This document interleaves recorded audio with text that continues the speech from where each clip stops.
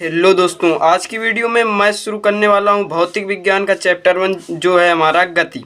और इसकी हम समझने वाले हैं परिभाषा। परिभाषा क्या है इसकी, आइए समझ लेते हैं। इसके पहले हम परिचय समझ लेंगे। हम अपने चारों ओर कुछ वस्तुएं जैसे पेड़, भवन, मशीनें आदि देखते हैं जिनमें से कुछ समय के साथ अपनी स्थिति नहीं बदलते, जैसे पेड़, भवन आदि। जबकि कुछ वस्तुएं जैसे सड़क पर चलने वाले वाहन समय के साथ अपनी स्थिति बदलते हैं। यही हमारा हो गया परिचय। तो चलिए हम इसकी परिभाषा जान लेते हैं। परिभाषा क्या है? परिभाषा है वे वस्तुएं जो एक स्थिर बिंदु के सापेक्ष अपनी स्थिति को बदलते हैं, वही होते हैं हमारी गति। तो चलिए इसको समझ लेते हैं। जैसे हमारा एक हो गया ये स्थिर बिंदु, ये हमारा स्थिर बिंदु, और ये है इसके सापेक्ष वाला ये बिंदु। इसके सापेक्ष जो अपनी गति को इसे बदलेंगे, मतलब देख सकते हैं आप सभी, वही होगा हमारा गति। तो चलिए इसकी परिभाषा को हम लिख लेते हैं। तो मैं वीडियो को पॉज करके लिख दे रहा हूँ, तो चलिए लिख लेते हैं।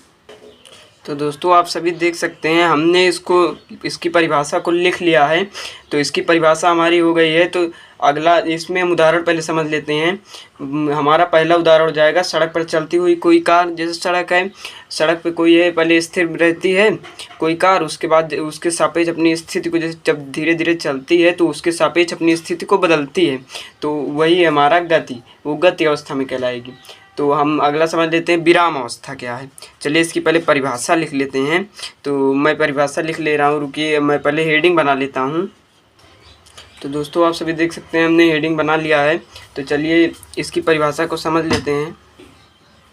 वे वस्तुएं जो एक स्थिर बिंदु के सापेक्ष अपनी स्थिति नहीं बदलते विराम अवस्था में कहलाते हैं। जो यही है गति का जो है उल्टा हो जाएगा वही। तो आप इसको समझ लेंगे, यही इसका उल्टा हो जाएगा। तो दोस्तों हम परिभाषा लिख लेते हैं, पहले फिर से समझ लेते हैं होता क्या है। वे वस्तुएं जो एक स्थिर बिंदु के सापेक्ष अपनी स्थिति नहीं बदलते, इसमें गति में बदलते हैं लेकिन इसमें नहीं बदलते हैं, तो वही हमारा कहलाएगा विराम अवस्था। तो चलिए इसकी परिभाषा को हम लिख लेते हैं और अच्छे से समझने का प्रयास करेंगे। तो दोस्तों आप सभी देख सकते हैं हमने परिभाषा लिख लिया है। तो फिर से समझ लेते हैं। चलिए इसको समझने का प्रयास करते हैं। एक ये हमारा बिंदु है, स्थिर बिंदु है, मान लीजिए इसको हम मान लेते हैं ए, और ये हमारा बी, और इसके सापेक्ष जो है वो अपनी गति को नहीं बदल रहा है, कोई वस्तु नहीं बदल रही है, एक ही जगह पे है, यानी एक ही पॉइंट पर है, तो वही हमारी कहलाएगी विराम अवस्था। तो इसका उदाहरण जो हो जाएगा हमारा, उदाहरण में हम लिख लेंगे सड़क पर खड़ी एक गाड़ी, सड़क के पास खड़ा एक पेड़, एक कमरे में रखी एक मेज या कुर्सी। तो आप इसको समझ गए होंगे। उदाहरण लिखने की आवश्यकता है नहीं, आप अपने आसपास की कई वस्तुओं को देखते होंगे, जैसे हम पेन रख देते हैं वो भी एक विराम अवस्था में है। तो यही हो जाएगा हमारा। तो दोस्तों हमारा जो अगला टॉपिक होगा वो होगा गति के प्रकार। चलिए हेडिंग बना लेते हैं। तो गति के प्रकार। तो दोस्तों देख सकते हैं हमने गति के प्रकार हेडिंग बना लिया है। और इसके जो ये 3 प्रकार के होते हैं। जो हमारा पहला होगा वो होगा रेखीय गति, गति लिखने की आवश्यकता है नहीं। दूसरा लिख देते हैं वृत्तीय गति,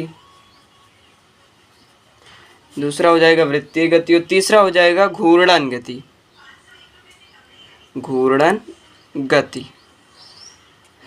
तो चलिए इसको हम समझ लेते हैं। रेखीय गति होता क्या है, इसकी परिभाषा समझ लेते हैं। तो परिभाषा हमारी हो जाएगी,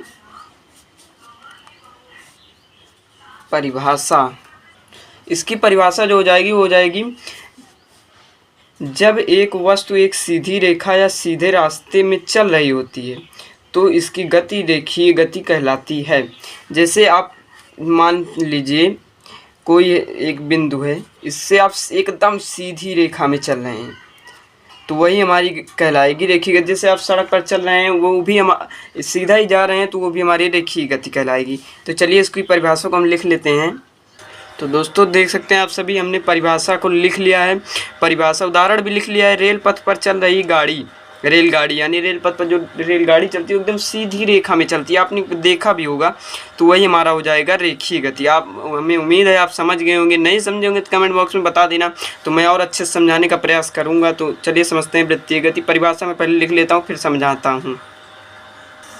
तो दोस्तों आप सभी देख सकते हैं हमने परिभाषा लिख लिया है। एक वस्तु इस प्रकार घूमती है कि इसकी दूरी जो है एक निश्चित बिंदु से हमेशा नियत रहती है। तो मैं इसको समझा देता हूँ आपको। तो चलिए इसको समझा देता हूँ। ये एक हमारा नियत बिंदु हो गया, निश्चित बिंदु हो गया।